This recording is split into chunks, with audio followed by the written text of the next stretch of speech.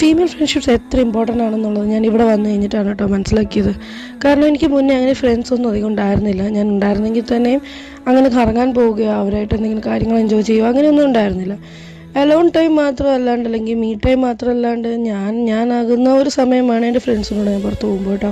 അതുകൊണ്ട് തന്നെ നിങ്ങളിനി ഏത് സ്റ്റേറ്റ് ഓഫ് ലൈഫിലാണെങ്കിലും, നിങ്ങൾക്ക് കുട്ടികളുണ്ടെങ്കിലും, നിങ്ങൾ കല്യാണം കഴിച്ചതാണെങ്കിലും, നിങ്ങൾ കല്യാണത്തിന് മുന്നേ ആണെങ്കിലും, ജോലിക്ക് പോവുകയാണെങ്കിലും, എന്ത് സിറ്റുവേഷൻ ആണെങ്കിലും, ഗേൾസ് ലിസൺ ഔട്ട്.